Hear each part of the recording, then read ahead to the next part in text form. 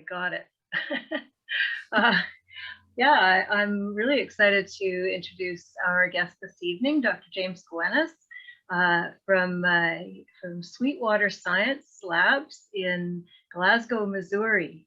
And Jim and his wife are co-owners and operators of this facility where they test honeys from all over the place. I'm assuming not just North America. I don't know where it all comes from, but I'm sure you'll tell us. Everywhere. Everywhere. Okay, globally. For contaminants and adulteration and purity and so on. And he uses NMR and mass spec and various other techniques to analyze sugars, antibiotics, pesticides, pollen profiles, enzymes, either natural or added. And he's got a really interesting story to tell us about the things that he's discovered in honey, which we, here in Manitoba, we've got so much honey and we think it's all pure, but the rest of the world isn't necessarily like that. So he's got a lot of cool stuff to tell us all about it. And I won't say anything else because I'm just going to let Jim take over. And okay. Welcome again. Thank you, Veronica. Meeting everyone. I'll share my screen so you guys can see what I'm going to talk about today. Everyone see that all right? All right, beautiful. So my talk this evening is opening the black box. So I'm going to talk about putting this into plain English tonight. For those of you who are more of a French Canadian, I'm sorry, I don't know enough French to do it that way. A few things about myself. Yes, I do have a warped sense of humor. So please be advised that I do make jokes in the middle of my talk.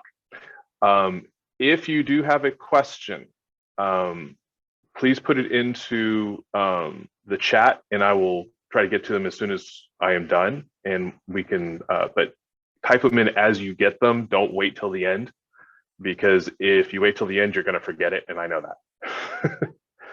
Okay. So I'm going to start tonight with a definition. If I, as soon as I can get my slides to actually work. There we go. Obfuscation. Obfuscation is a complicated word, and it's one that's used to describe where all of you are in reference to what I do. And what happens is the people who don't want you to understand what I do so they can control what you understand, they do this. An obfuscation is obscuring communication by making the message difficult to understand. Now, normally at this point, I'm in a room and I ask everybody to raise their hands about how many of you guys feel this way about what you're doing. I'm going to assume all of you guys are like, yeah, I have no idea what you guys do. I have no idea how this stuff works. I just know I get a report that I don't really understand. So tonight, I am going to try and fix that problem, okay? At least to a certain extent. So the way in which the message gets obscured is through three different things. You have people that talk around the subject, they use a lot of jargon, and they use something called argot, which is in-group language, which, yes, between our lab and the other laboratories, we have a lot of language things that we can use. When we're talking to each other, we know exactly what we're saying to each other, and no one else knows a single thing about what we're saying. I am not going to do that tonight, okay?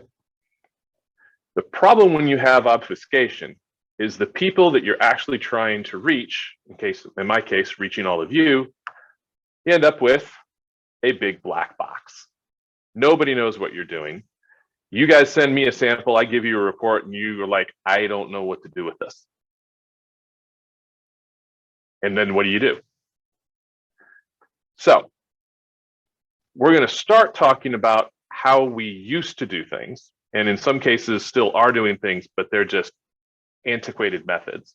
I'm going to show you how they work and why they're antiquated and why they don't work anymore. And then we're going to talk about some of the new methods, how they work, And so you can understand why we're using the newer methods and why the older methods need to be removed, and it gives you guys an ability to then adequately speak to these problems with a knowledge that you actually understand what you're talking about. So the main old methods, this is the one everybody loves to hate right here. AOAC 998.12, EA-IRMS. Everybody loves this one, right? Yeah, no, nobody loves this one. Then we also, the extended to that is what's called LCEA-IRMS. Oh, look, I'm already getting into the jargon. This is crazy, isn't it? Okay. I'm going to get into exactly what all this stuff means in just a few minutes. Then we have specific markers, which sort of work. The biggest one is this one right here, this trace marker rice. This right here, AS, that stands for arsenic. And if you just take rice syrup or you take rice and you make syrup out of it and you use it, yeah, there's lots of arsenic in it. Tiny little problem with using this as a trace marker. If you take rice and you boil it for 2 minutes, you're not even cooking it, you just boil it just for 2 minutes, and then drain off the water, guess where all the arsenic goes? Out with the water. So now you've got rice syrup that you can use. So that gives you an instance of where older methods just aren't usable. We also have anti-dumping systems using what's called ICP-MS and palynology. Palynology is pollen counting, okay? Yes, it's an old method. There are certain parts of it that are considered antiquated, but there are other parts that are actually not. So we're going to get into that.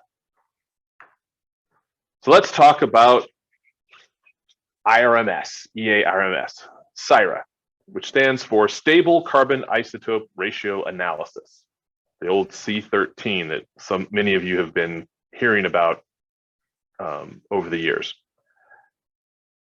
Basically, it's a determination of adulteration from high fructose corn syrup, cane syrup, and some rice syrups. And the way this works is actually relatively simple. But to start with, let's look at fructose from honey versus fructose from high fructose corn syrup. Now, anyone is able, if you can chime in at this moment, if anyone can tell me they can see the difference between these two molecules, pipe in right now. Yeah, that's what I thought. Because the thing is you can't tell the difference. In fact, those are the same image. Fructose from honey and fructose from corn syrup are chemically exactly the same molecule. You can't tell the difference. So the idea between IRMS, looking at C4 sugars, is we look at carbon isotopes. Now, the two that are boxed here are the two naturally occurring isotopes of carbon. You have carbon-12 and carbon-13. They're slightly different masses. The carbon-13 weighs slightly more than a carbon-12 does. And so we look at the ratios of these. The vast majority of carbon that we see in the environment is actually carbon-12. But there is some carbon-13, about 12%. So the way it works, and I'm not going to go through this whole thing because it's kind of complicated, but not really too bad. We inject honey into an elemental analyzer, okay? That's the EA part of EA-IRMS, okay? And what this does is the honey gets heated up to 1,000 degrees Celsius in the presence of oxygen. And what that does, it turns it into all of it into carbon dioxide. And then as it goes through this system here, and then gets into here, that carbon dioxide gets separated into 3 masses, 44, 45, and 46. And based on what those masses are and how much we have, we run it through a mathematical formula. It tells us how much carbon-13 ratio is in the sample. Why do we care how much carbon-13 is in the sample? Well, we have three different kinds of photosynthesis, okay? Yeah, the first one here, the Calvin cycle, this is the one you normally think of when you think of high school biology class. Okay. No, we're not going back into high school biology because that stuff was just annoying. What happens is, so if we take the corn and cane, which is a grass, they do what's called a C4 photosynthesis. There's where the C4 sugar comes in. And what happens is you have a double cycle. And the reason why is that grasses are, for all practical purposes, designed to live in a more arid environment. And the reason why they can do that is through this double cycle. And to the same extent, you also have what's called CAM photosynthesis, which happens with cacti and other succulents. And it's a day-night cycle that works very similarly to the C4 cycle. Both of these are to conserve water. Now, why do we care about this? Well, bees go to flowering plants to do the Calvin cycle because those are your normal flowering plants. However, C4 and CAM, actually that second process takes up a larger amount of carbon-13 than just a Calvin cycle. So there's a heavier amount of carbon-13 in those sugars than there are with the Calvin cycle, which is a C3 sugar. You guys with me so far? Okay. So this symbol just means the ratio of carbon-13. And the numbers are negative because it's based on a particular standard. And so these are actually below that standard. So if the carbon-13 ratio is labeled as negative 23.5 or lower, you have an unadulterated honey. If it's between 23.5 and minus 21.5, it might be adulterated. And then if it's higher than minus 21.5 or higher, yeah, it's been adulterated. This is your classic 998.12 method that was designed by Dr. White way back in the early 80s that has worked relatively well for a while. And then someone came up with a sugar that would actually fake this. And then they figured out, well, okay, if that sugar's in there, it's not going to be in the protein. So they added the protein section. And they wanted to make sure that these ratioed out really well. Okay. And by looking at the differences between these two, working through a particular formula, you could calculate percent C4. So in this particular case, this was an actual sample. He'd come back with a C4 content of 8.4. Now, notice it says protein and honey. So here's the assumption with the C4 test. Carbon in bee-produced protein is sourced from nectar. And here again, I'm used to doing this in a classroom setting, and I'd be asking you, how many of you guys actually believe all the protein is coming from the nectar? It doesn't. It comes from the pollen. That's their protein source. And pollen is collected differently and separately from the nectar. When the girls go out to go work, some of the workers go get nectar, some of the workers go get pollen. So it's typically different plants.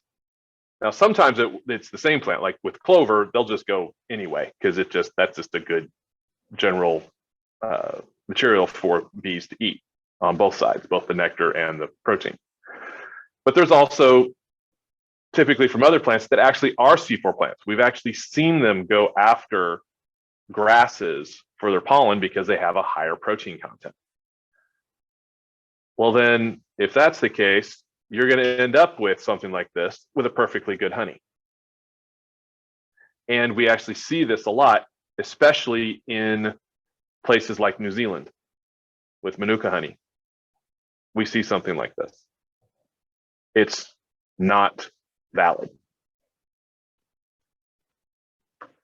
Which brings us into LC-EA-IRMS. Well, LC, all it means is liquid chromatography.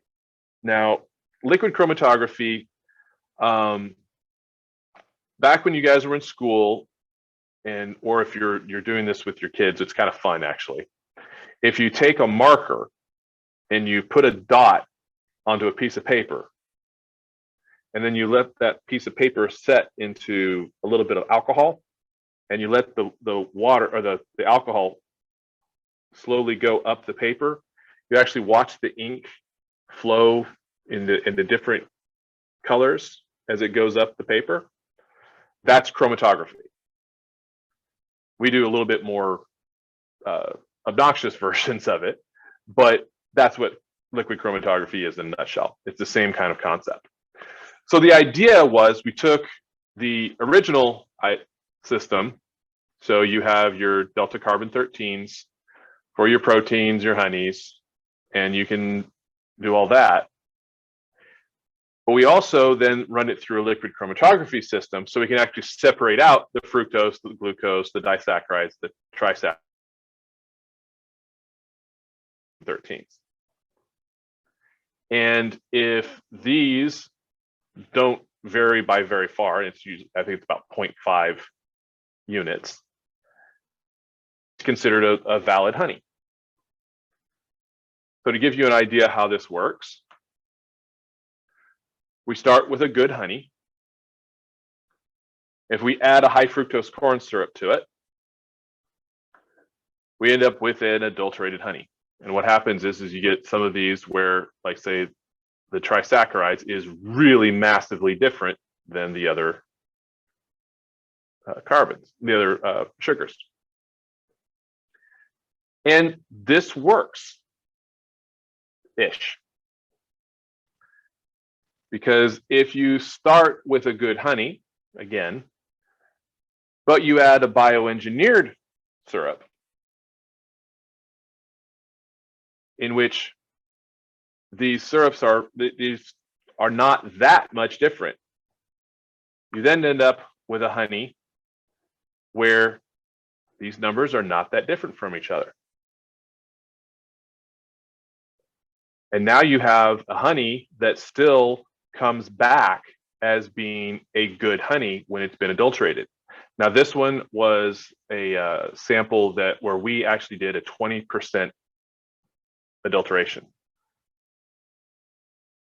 And it's still coming back as a perfectly good honey. Now, how easy is it to get these bioengineered syrups? We can get it on Alibaba, folks. And I'll show, and it's $500 to $800 US for a metric ton. Ladies and gentlemen, that's roughly 35 cents a pound for 70 cents a kilo, roughly. Okay. Now, here's the amusing part of this. Notice what it says right here. Ladies and gentlemen, I present to you vegan honey. Okay.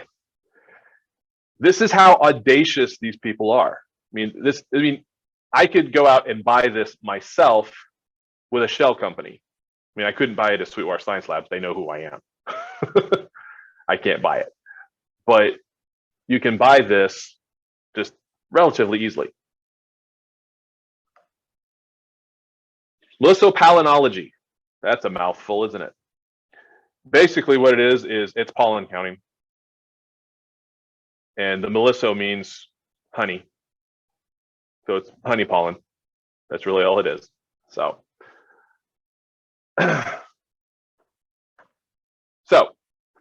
not an easy technique. Normally I sandbag people with this slide, but I'm not going to do that tonight. So the first one, that's honeysuckle, which yes, in North America is a invasive species. Middle one's clover. The last one, goldenrod. Now, personally, I'm not a palynologist. I can't do this. But I do have I have 2 palynologists on staff, and they are amazing at this. One major issue with medicinal palynology. We already talked about this. Majority of pollen is collected separately from nectar and typically from different plants. So here's the question. Why are we using it to define our honey?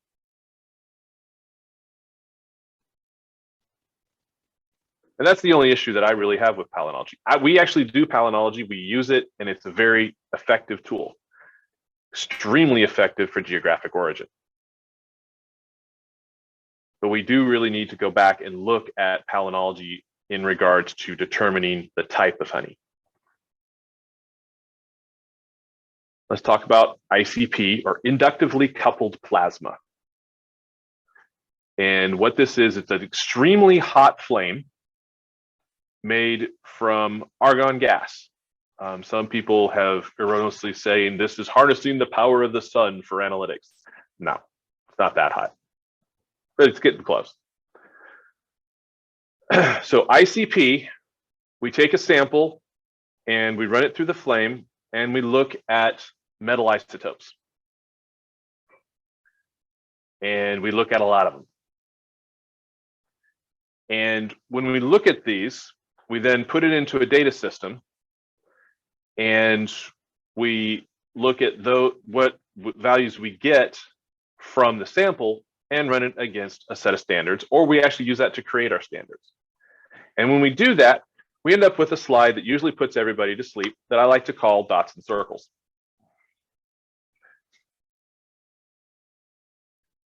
And by the way, just so you guys know, I ran this set of slides by a couple of my colleagues here at the university, and I got to this slide and they were laughing uproariously because they actually looked at it and said, I feel exactly the same way. Okay, and these are chemistry professors, ladies and gentlemen, and they're like, yeah, I never have understood this. Okay, so do not feel bad about not understanding this because most people don't. So I'm going to give you a little bit of understanding of how it works. I'm not going to get into the mathematics because, good Lord, you don't want to go there.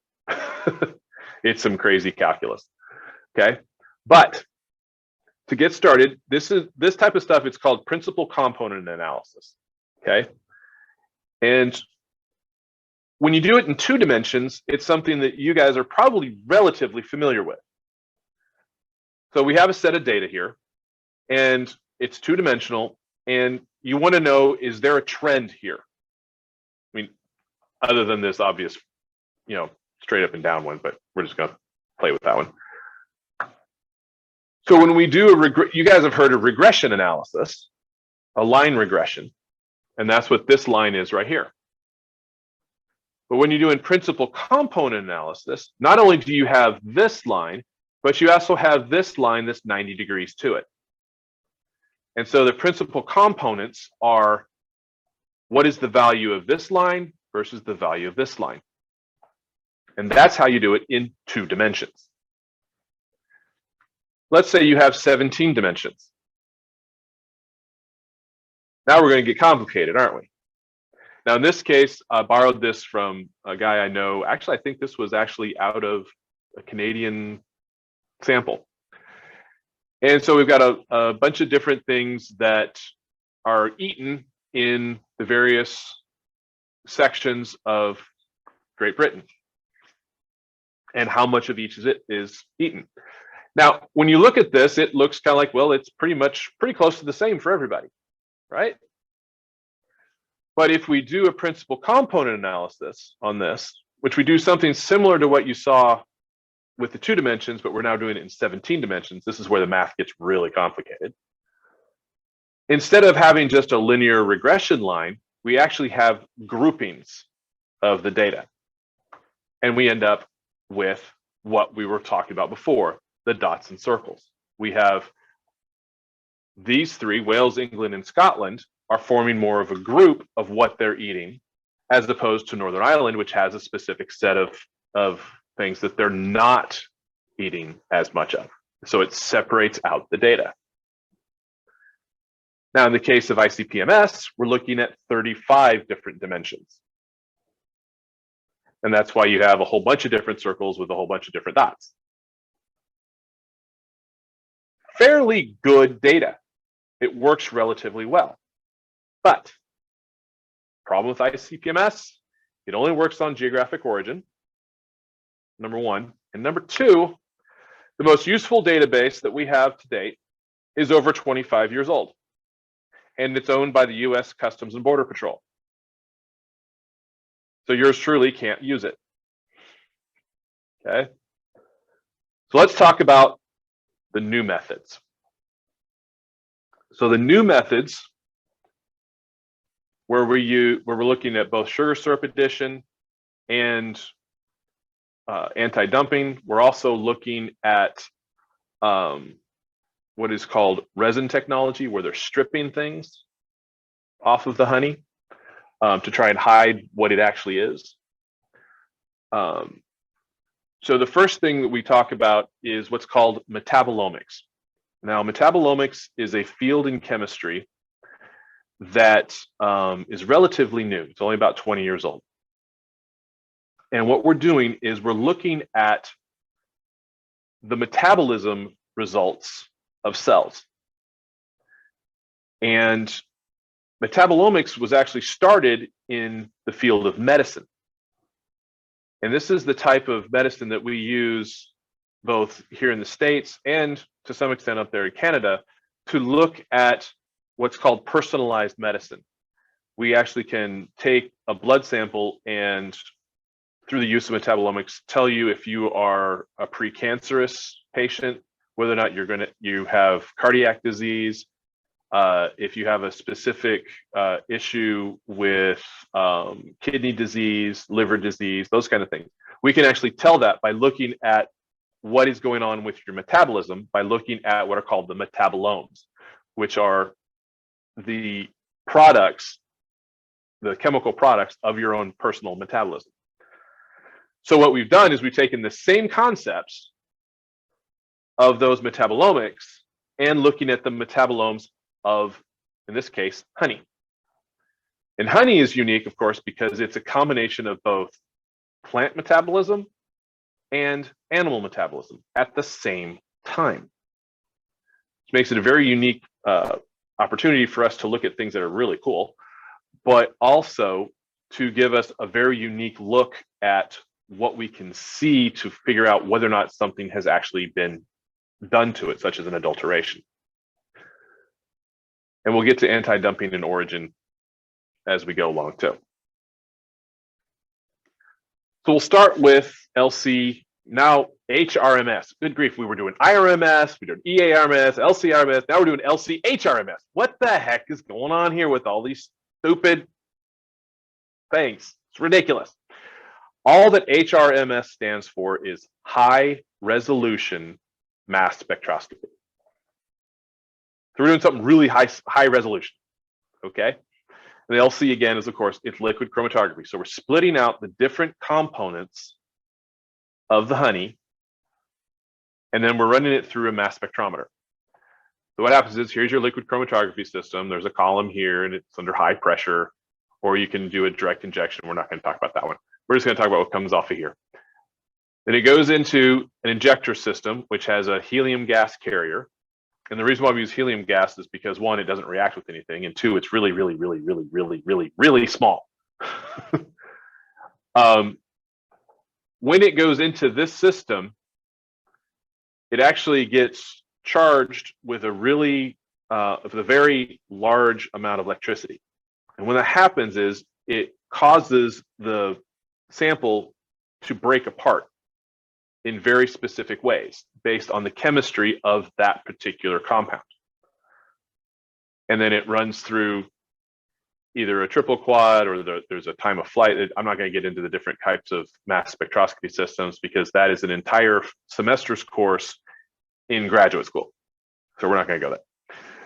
But by doing this, we end up with a whole bunch of different markers. What you see here, each of these dots represents a compound in honey or syrup. Now, as you can see, there's just a few, not a lot. Okay, there's a ton of them. So, but we know by doing a bunch of honeys, in this case, there's like 400 honeys in this particular sample set. There are certain compounds that we know that are typical to honey. We also know that there are things that we know that are typical for not being honey, but are typical for syrups. And some of these markers are actually typical for a very specific syrup.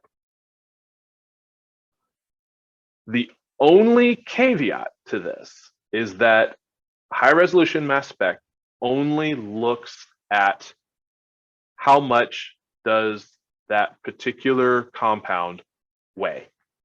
How big is it? It doesn't tell you what it is. It doesn't tell you what structure. It's a very powerful tool and very useful. We use it. But it is limited in what it can tell you. Which brings us to NMR. Now, NMR is basically a smaller version of an MRI. I'm sure many of you are familiar with MRIs. Basically what we do, instead of putting a person inside of it, we put a sample in and it's a much smaller container. So to give you an idea of how it works, I actually have a little film for you.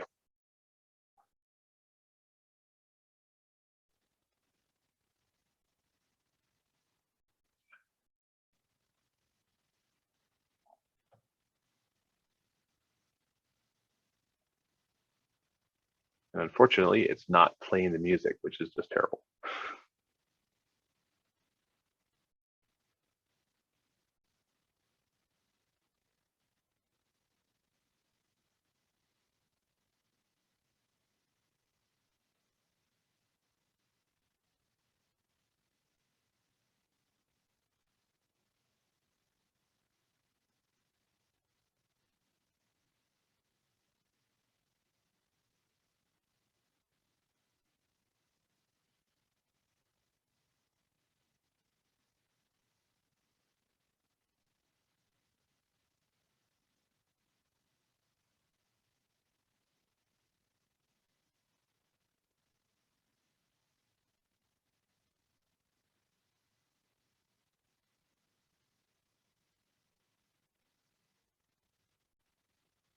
Okay.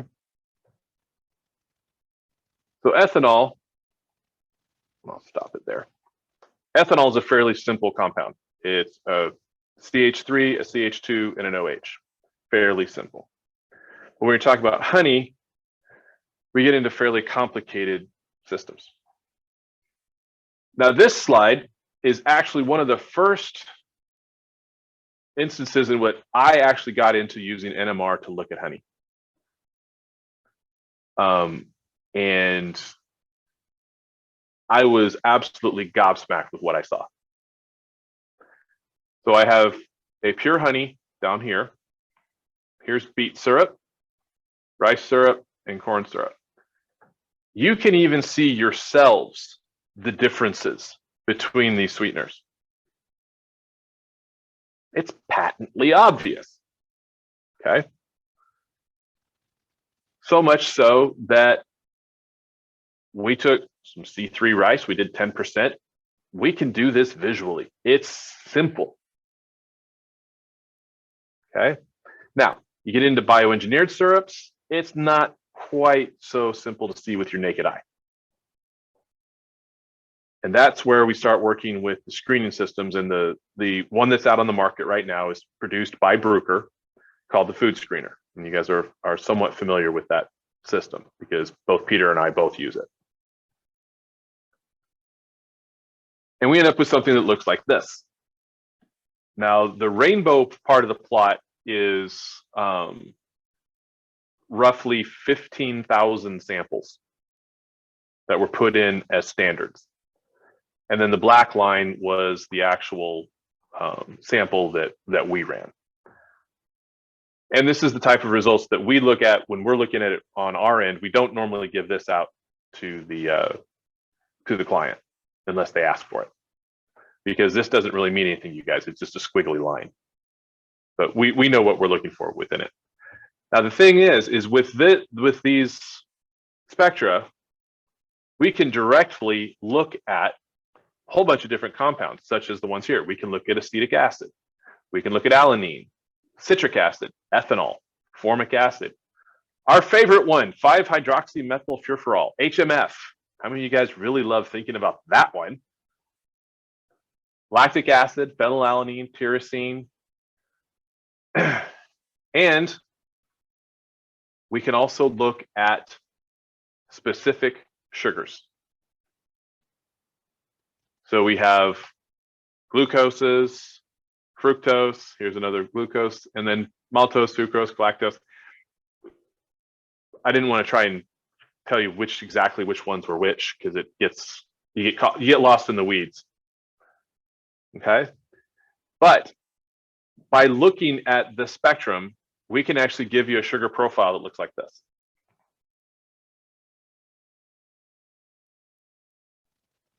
So we can tell you your glucose, your fructose, your sucrose, your turnose, your maltose, malesitose, maltotriose, gentiobiose, raffinose. That last one, I don't want to see. I don't want to see mannose. Mannose means you put something in there that shouldn't be there. Because mannose, ladies and gentlemen, you do not want to feed to your bees. It will kill them. It will give them constipation to the point where they impact and will die. Okay? So if mannose shows up in your honey, somebody did something. And it's not a good thing. Okay? Now, while we're looking at those spectra, we can also determine where it came from. Okay, in this case, it was a Indian honey.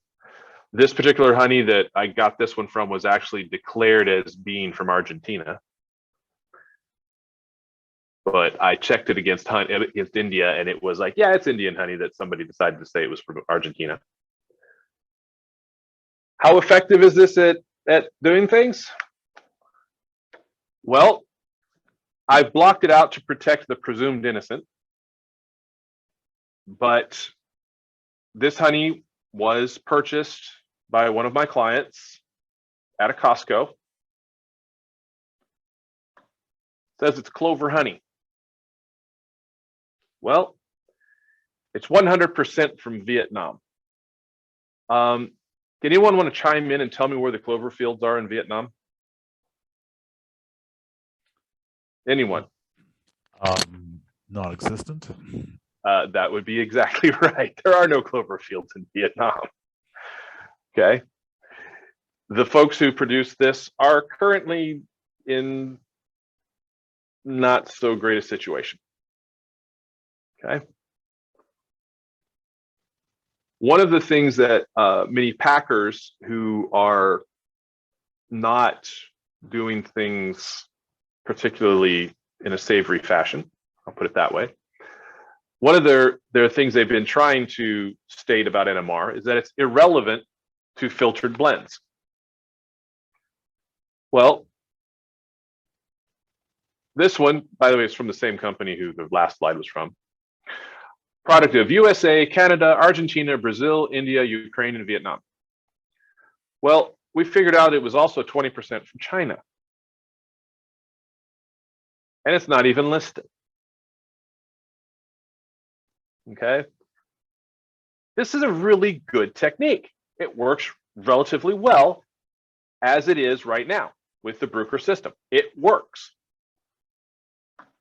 Unfortunately, the adulterators are almost as fast as we are, in fact, sometimes faster. This particular sugar syrup, 1,100 metric tons were shipped out of Odessa 3 years ago at a 40% mixture. It passed the Bruker NMR system. And this picture and the knowledge was courtesy of Eurofins. Now, Peter and I did a test with this stuff, and as you can see here, it didn't detect the syrup on the Bruker system. So we decided to start playing with things and decided that we wanted to move a little bit faster than the companies are. So the adulterators are quick, but guess what? So are we. B13 is that sample I just showed you. We can actually tell you that it was actually adulterated. We're just not using the Bruker system. We did a slightly different test, and we're able to tell. And this is where people start going, okay, you got this, but Jim, this is why people should only buy local honey. Yeah, nice try. Let me just show you a genuine 100% Tennessee Mountain Sourwood honey. Yeah, ladies and gentlemen, it's from Vietnam and it has rice syrup in it. And this is supposed to be a local honey. Okay. Ladies and gentlemen, the largest portion of what we see on the North American continent of being a problem is people selling fake honey at farmers markets. That is the largest volume that we see now.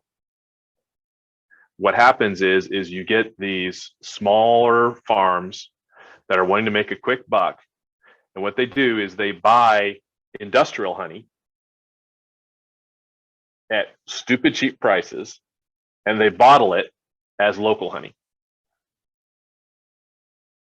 And we have, to date, out of 75 requests, 60 of them, this is what they did. And selling them as local honey. Okay.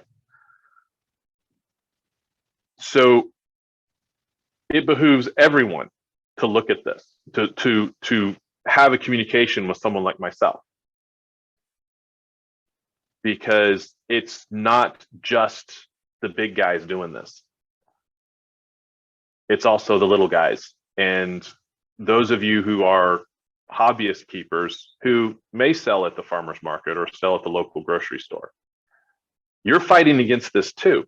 You should be realizing you should be fighting against this because they're getting into your profits and hurting your bees by doing this.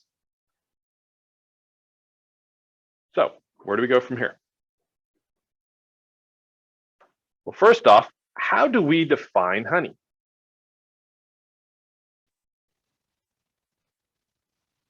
It's a relatively simple question, isn't it?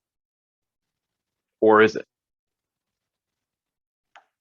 In the United States alone, there are 30 different varieties of honey. Or more, actually. So why are we only having one definition for all the varieties around the world?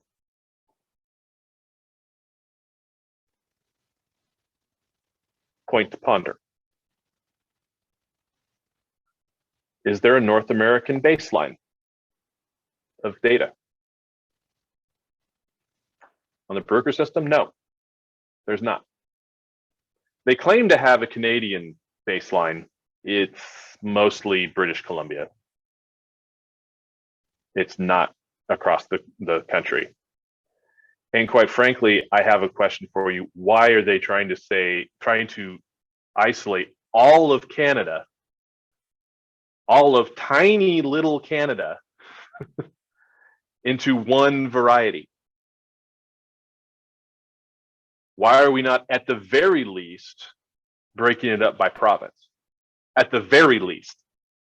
I mean, they broke up, into smaller countries in Europe. Why aren't they doing that with Canada? Why are they lumping everything, across an entire continent into one definition? So they don't have it on the Bruker system. So guess what? We're building one. Who are we? We're the Honey Authenticity Network and Sweetwater. Now, mind you, I will also add Peter's group, the Authentic Foods Solutions group, I will also add him as being part of this because he is working on this with us. So to give you an idea of what we're doing and where we're going, here is a raw NMR that we get when we run the Bruker system. Whole bunch of spiky lines, right? Okay, I'm going to zoom in a little bit. And here, we start seeing a bit of those. Remember, I was telling you about those metabolomes. These peaks are metabolomes. Now, this sample, oh, by the way, this peak right here, that's HMF, just so you know. This sample was done using the Bruker methodology and works relatively well with what we're doing. But what we did was we changed the solvent. With the Bruker system, you use water. You dissolve the honey in water and you put it on the instrument. We changed it, used a different solvent. And that's how much more data we get. Why do we care? Well, ladies and gentlemen, this right here, you guys ever heard of polyphenols? That's where they are, right there. In the Bruker method, you can't see them. In our method, you can. Our next experiment, which we're actually going to be performing tomorrow, is we actually, remember I talked about at the very beginning, we're talking about the resin technology that they're using in India and China. Which what that does is they're removing, they're taking a honey that looks like, well, crude oil, smells and tastes like old gym socks, and they dilute it back to 50% moisture, run it through this resin, drive the water back off to 17%, and now they have an extra light amber or a white. Now, how many of you guys actually think that's a good idea? Yeah, if anybody pipes in that says, yes, I'm going to reach through this computer all the way up to Manitoba, I'm going to smack you.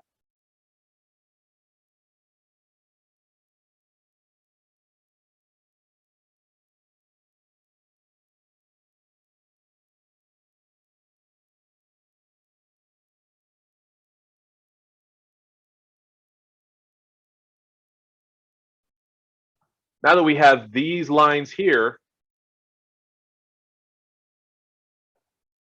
we can actually detect it. Because those lines, if they use the resin, because we have some, those lines disappear.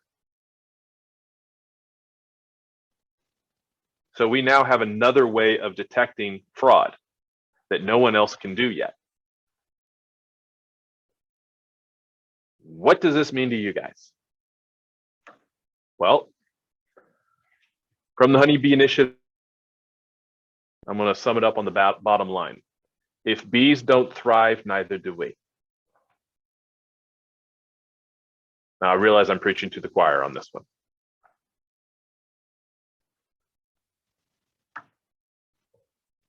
If beekeepers can't survive, neither can the bees.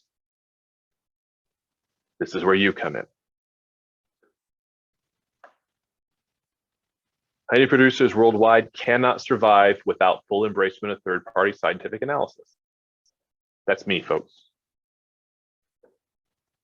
Now, this sounds like it's all about the commercial producers, right? Ladies and gentlemen, it's not. It's also about the small producers. It's about everybody who keeps bees. Because the thing is that if the large producers die out, who's going to cover the crops? So it behooves you as the smaller beekeepers to also be involved in this.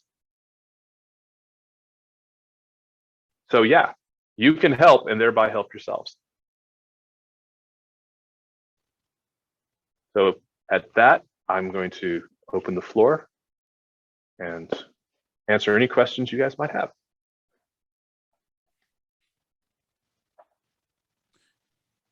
Thank you very much, James. Absolutely. Very informative. We're gonna go through the chat. There's no questions, but there's quite a few comments.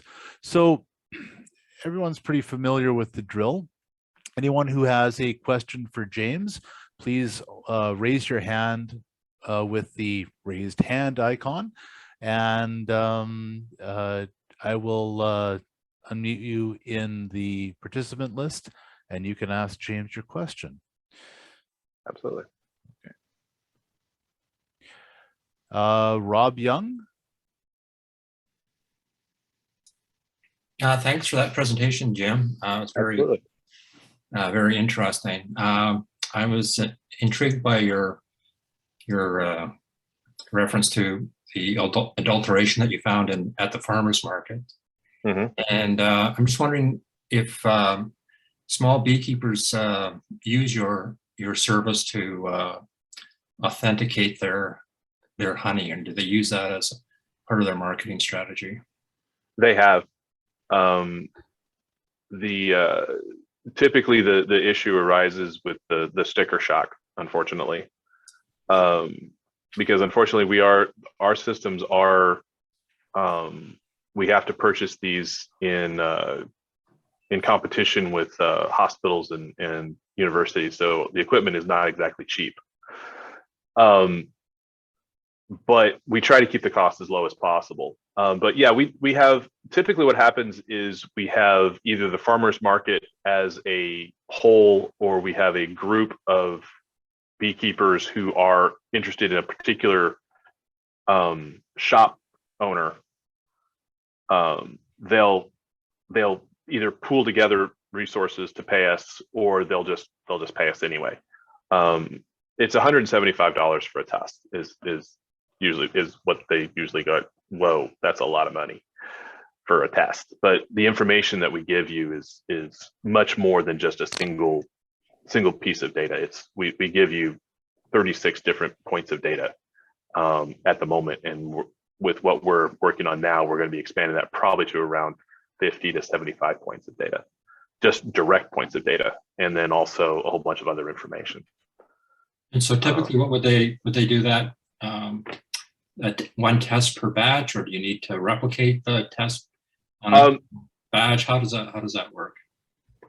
We only do it once. The reason why is the actual NMR test itself is 32 separate experiments. Or it's a set of experiments run 32 times. And then we report the aggregate. So we don't need to do a duplication because we're already doing it within the test that we're already doing. So as we go through these with the farmers market folks, they'll typically pick one or two random samples off of the shelf of the particular vendor, and then they'll send us one of those. And if it comes back, then they send the other one in just to verify. But that's typically, it's usually one. Occasionally they do two just to be absolutely certain. And those ones where they've done two are ones that they've actually gone to court with. Okay, thank you. Mm-hmm. We do have a question in chat from Duarmina asking, how can we reach you if one wants more information about your services? I will type that in right now. Excellent. Do you do any interaction with the Canadian Food Inspection Agency or any other countries, whatever authorities for food purity and investigation? I don't normally work with Canada because I try to defer that to Peter as much as possible. Because Peter's lab and ours were sister labs, so we don't want to step on each other's toes. Okay. In those particular regards, I would definitely refer you to Peter Aram. They're in Canada. Outside of that, I've worked with UAE, United Kingdom, a little bit with Vietnam, with the beekeepers and packers there who are actually trying to do it right. I've been working a lot with the Manuka farmers in Australia and in New Zealand. In fact, I've got a new client actually coming on board probably tomorrow from Australia. I think, and we've got several people in Africa that are trying to come into the market now. Now, some of the governmental authorities, especially for like when you're importing and exporting honey, are they I mean, I'm sure your lab is certified, but are you having any trouble because of this being more recent technology on the market? Are you having any issues with getting your results recognized for proof of purity or? At the beginning, when we first started, yes, but it's been steadily improving. We're still struggling with the UK for reasons that I'm not going to get into in this forum. Understandable. Very understandable. Yep. How much does your equipment cost? And I would imagine we're talking in millions, just so that we can kind of get a scope of the investment into this technology. The main instrumentation costs roughly $1 million. And then on an annual basis, we run about $15,000 in consumables a year. Fair enough. So, but you know, that initial investment takes a while to whittle down. You know, on a related note, the last Apammonia, there was quite a bit of some shell-shocked people that had put forth samples of their brands of honey, and then the next day finding them gone because they weren't honey. You're welcome. Yes. And that was us. And there, I mean, this is a bit of coffee shop talk, but your efforts and your drive to be able to detect counterfeit honey or certify pure honey could be related to why Canadian beekeepers are experiencing very decent prices for their crops as well. So if there is we've been pushing really hard on making sure those kinds of things happen, not just by ourselves, but through organizations like the AHPA, but through Peter, we've been working with the Canadians, trying to get a lot of this stuff worked through. The biggest one has been, I mean, not to pat myself on the back on behalf of my country, but you know, when the United States sneezes, everybody gets cold. There's a lot of things that are going on down here that is affecting those prices because of some of the data that we've been able to produce. So that's kind of where you guys have been benefiting from, but I do know that there's been some direct that's been going on in Canada as well, due to both myself and Peter's efforts. So to answer some questions on chat, what percentage of honey we analyze is adulterated? That's a loaded question. Because the question isn't so much how much is adulterated, it's more of who's sending what. Because my results are going to end up being skewed, because outside of some of the industrial clients that we have, they're actually using our services to ensure that what they're doing is correct.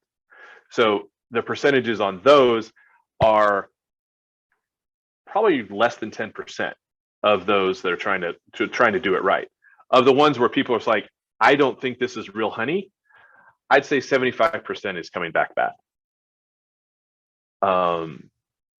So that's why it seems like a simple question, but it's really not, because it's entirely dependent on the view that you're taking on what it is we're actually testing and why. So I hope that answered your question. Are we planning new technologies? We're always planning new technologies. My entire career before I started Sweetwater was actually creating new instrumentation. That's been my bailiwick for over 20 years. So yeah, we're always looking at new technologies. So right now what we're doing is we're taking current technologies and tweaking them, because the technologies that are available right now, such as the NMR, we can actually do more than what's available on the market right now. We just need to actually get to the point where we can actually market what we're actually playing with now. And that, unfortunately, requires cash we don't have. So you will be hearing from us again on the Honey Authenticity Network to actually start creating, mention the database. You're going to be hearing from us about creating that database and utilizing and how to utilize that database. That database we plan on making public. Unlike all the other databases in regards to honey, where you say, well, what's in the database? They say, well, we can't tell you, that's intellectual property. Yeah, we're not playing that game. You want to know what's in the honey database? I will give you a flash drive. You want to know what's in there? Plug it into your computer, load it up, have a look at it. I don't care. Okay? You deserve to know. Because if you don't know the provenance of what it is that we're testing against, how can you trust what I do? And that that's how we work. database, and that's part of what Peter's doing, correct? Too, Yeah, correct? that's absolutely. I sent in a few samples from my yards this year, and I know a lot of beekeepers around here did the same. So that's just helping build that database over time. Yep. Yeah, and those samples are also being kept as a library, as a physical library, and those samples will be going into the network, by the way, as we get moving. And that library will be a 5-year running library. Okay. That way it'll stay organic, so we know what's going on over a 5-year period. And so that way we don't end up with a stagnant bit of information. Remember when I showed you that I told you about the ICP work, the only working database is 25 years old. Yeah, because they didn't bother to bring in more samples. And secret. Yeah, and it's a secret. And so, I mean, do I know how it works? Yes. Can I talk about it? No. No. Can I use it? No. But we are actually working on an ICP, on another ICP system that we're actually going to. I've already been talking with customs about licensing it to them. Oh yeah. But that one will also be open about where the samples came from. What we're doing, no, you don't get to know that. So they can have more up to date right information to go on. Exactly. And the reason why we're making this public is both, and you guys will understand this because Canadian jurisprudence is very similar to the American jurisprudence, because we're all ostensibly part of the Commonwealth anyway. In order for criminal action to be taken in regards to fraudulent behavior or addition based on and getting in trouble with, like, so in the United States we have our FDA, you guys have, I can't remember what your foods division is called, the CFIA. So if they wanted to go into a criminal investigation in regards to fraudulent materials or up there, adding corn syrup is actually tantamount to poison. To actually go into those types of criminal procedures, you actually have to be able to face your accuser. Well, in this case, the accuser is actually the database. Well, if the database isn't available, you can't face your accuser. Therefore, the case gets thrown out because I see. the defendant has been denied their rights. Yeah. So that's why that's part of the reason why we're making it public. Nice. The other reason is how can you really trust me if I'm not telling you what I'm doing? Yeah. I had a run in with a company that did that to me. They sent me a message, an email saying, you owe us, thousands and thousands of dollars more money because our sources say you're not who you say you are. And I just asked them, well, who are your sources? Well, we're not going to tell you that. Yeah, exactly. So I quickly discontinued my association with that business. I understand. So a couple more questions have popped on the chat. Will governments start using this technology at the import level? Customs and Border Patrol is already using the Bruker system in the US. I've been working with them, helping them fine tune their system. But that's also the reason why we're trying to make our own database as well, because they've also realized that there are some issues with the Bruker system that they can't account for that they would like to. And that's part of the reason why we're doing some of the technologies is we're actually working hand in hand with the government to try and get that figured out. Mr. Gunther, yes, we are absolutely looking for beekeepers to provide samples. Absolutely. We are requesting that those of you in Canada, you work through Peter on this, using his app when you make the collections. If you need more information about that, please contact Peter. He will be happy to help you. Brad, since you've dealt with Peter before, perhaps we can publish something in our next newsletter if people are wanting to submit samples that way. Yeah, I think those samples, the legwork for those samples was handled by the KRTP last summer. Oh, nice. I will absolutely act as a point person for that, and I can gather information as to how all that will go. As I understand it, you simply requested your sample containers, and it comes with a bunch of instructions, and you take your samples and send them in whatever, July, August, September, whatever it is pretty straightforward and simple system. It's yeah, really what we do request though is that you do put those sample sets, the data of the sample sets, into the app that Peter wrote. Yeah, his instructions that came with the sample containers was pretty good. Yeah. How to set up the app and get the app, because you're right, that I'm glad you mentioned that, because that's really part of it. Is it actually uses the GPS coordinates of your smartphone while you're taking the pictures and stuff. Yeah, because we absolutely need to have that geolocation. Now, mind you, that geolocation will remain sacrosanct. We will not publish where your hives are. That is not part of the public part of the database. We only utilize that information for our own internal purposes to create a more accurate location map for doing the geolocation within the metabolomics work. But that information never goes outside of our own microcosm. So how many hundreds or thousands of data sets do you have at your disposal in your pool? Right now, ballpark.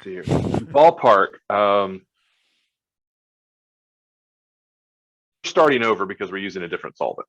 So I have in my possession, where I know where they're from, I've got about 500 samples right now. The idea is once we have the finances in place, which is not going to take us that long, we could potentially have the entire North America, the entire Western Hemisphere done. If we can get the funding by the start of flow this year, we could have that entire section of the database done by flow of next year. And I'm hoping for roughly 20,000 samples for that or more. What we would like to do is, right now, Bruker is advertising that they have 28,000 samples in their database. Yeah, that's great. It's all Eurocentric, and it's I can't tell you what's in there.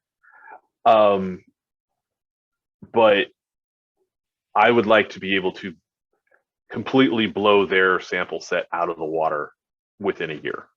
And we can do it between Peter and myself. And it would not be that hard.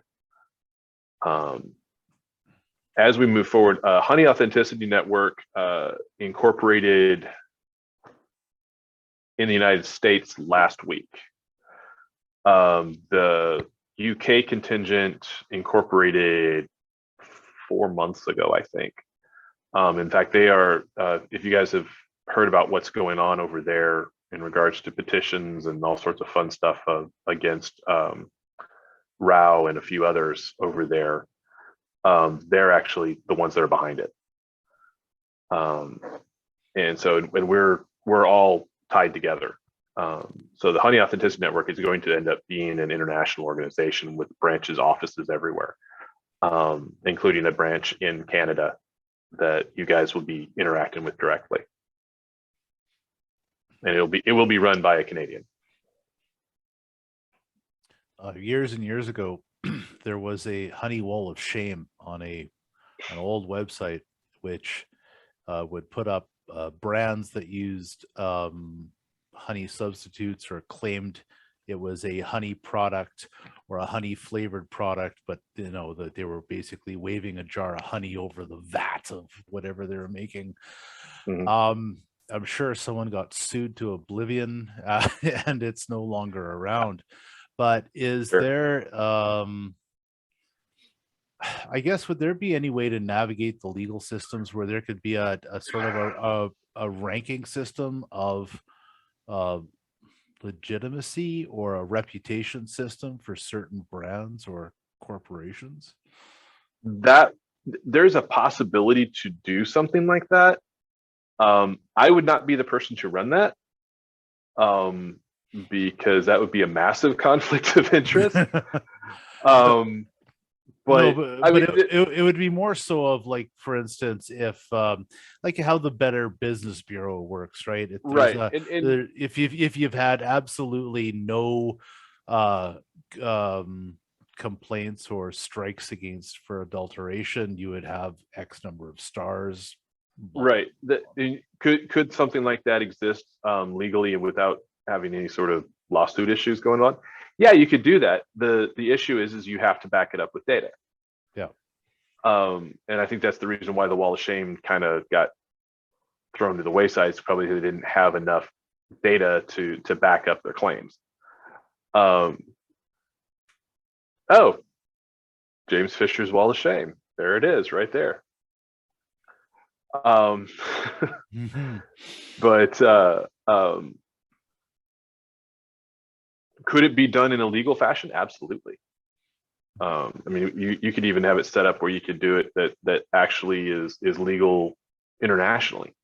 Yeah, we would need a whole squad of beekeepers / lawyers or lawyers / beekeepers to be running it, because I imagine that would just not please a lot of people. I could name a few directly. But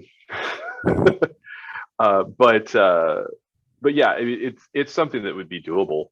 I mean, and you could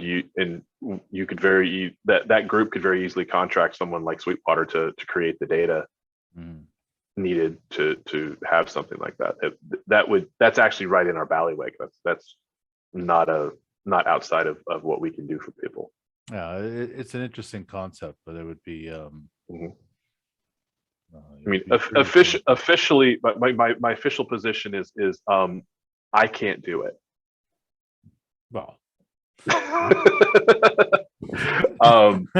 but if somebody wants to do it, we are not. We are neither going to endorse or oppose said item. And if said group wants to work with us to create that information, we're not opposed to working with them. That almost sounds like a job for Consumer Reports. That's pretty much what you're talking about. Yeah, they'd do it. They got the money. Yep. And I mean, that's exactly their bag, so it'd be easy for them. Yep. Be an interesting pitch. Yeah. So anyway, one of the the kicks to this on the Honey Authenticity Network, and we'll be doing some social media work and such in relatively short order. We're going to be contacting you guys en masse about joining, contributing, however you guys want to help, as much as you can. We're basically the only thing that is keeping us from blowing this whole thing into a whole new world is, quite frankly, financial. That's the only thing we're missing right now. But everybody's at that point, so we understand that.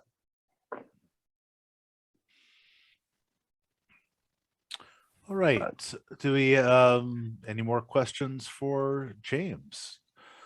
Put your hand up, type it in chat.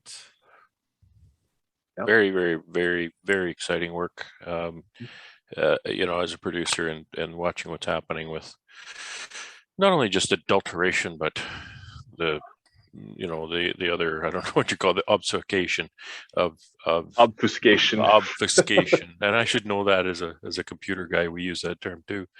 Yep. You know, calling things honey that aren't honey.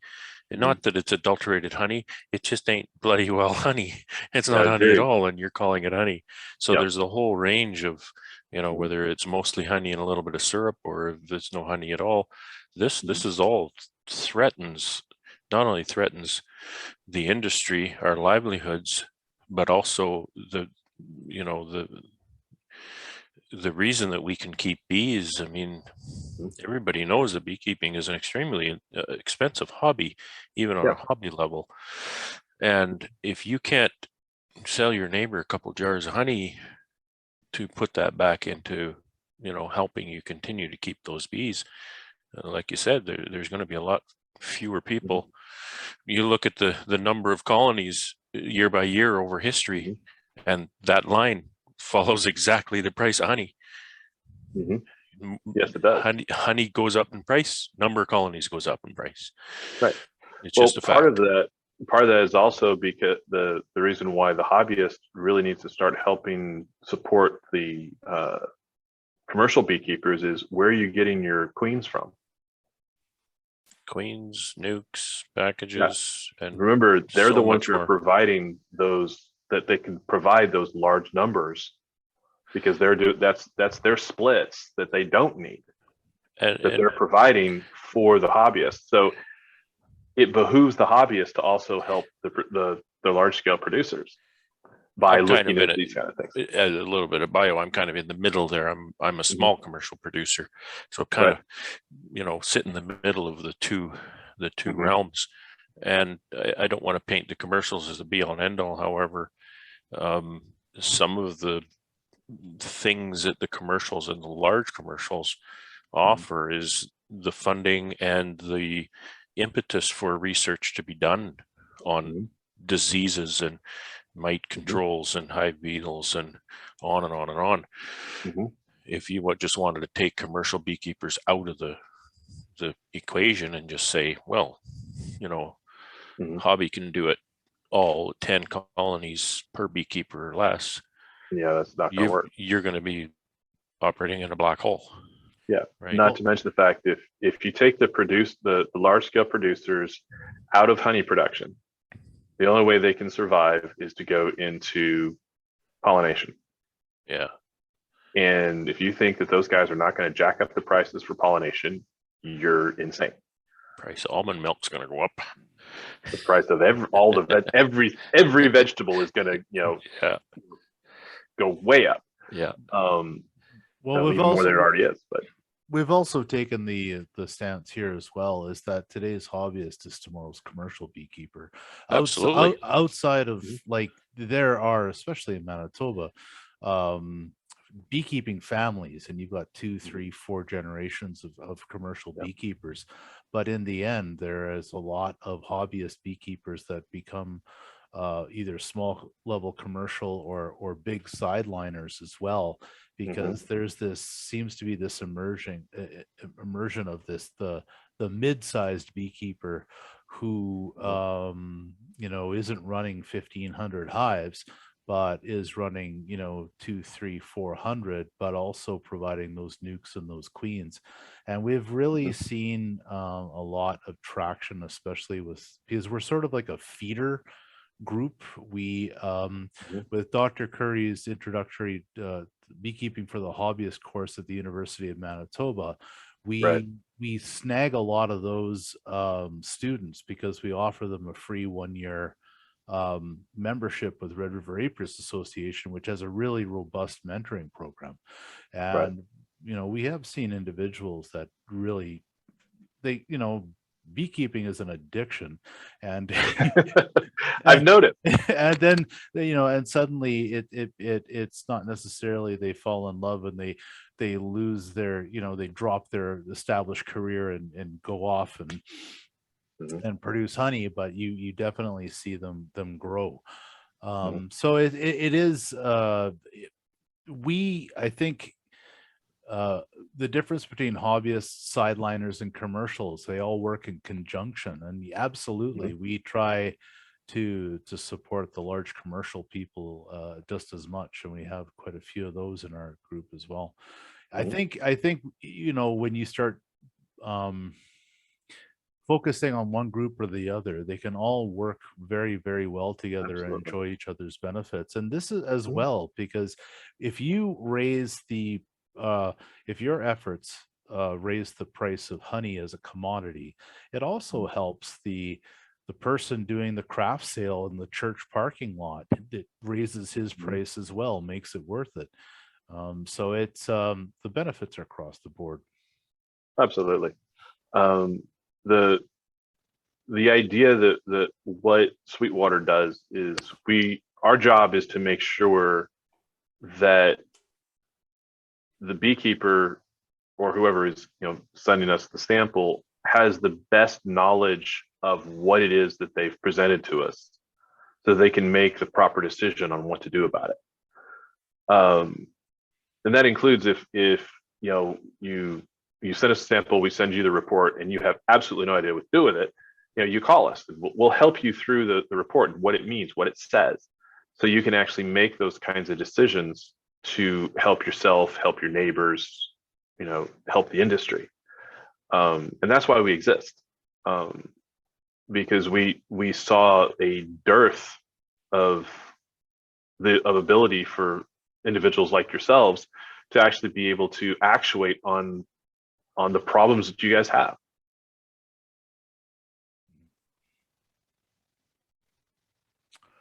Any other questions from the floor for James?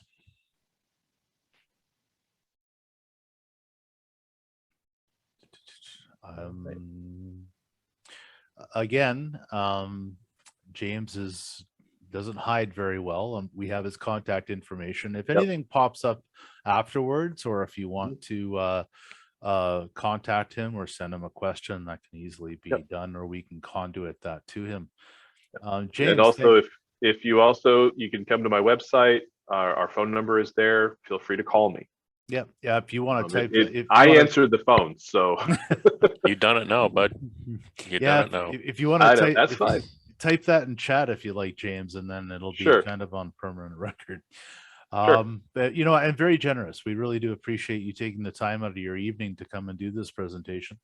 Honey adulteration affects everybody, and you're doing great work, because this really is such a huge tool in anti-dumping from offshore honey. It really stabilizes this part of agriculture. And again, appreciate your efforts and appreciate your time as well. Absolutely. Right.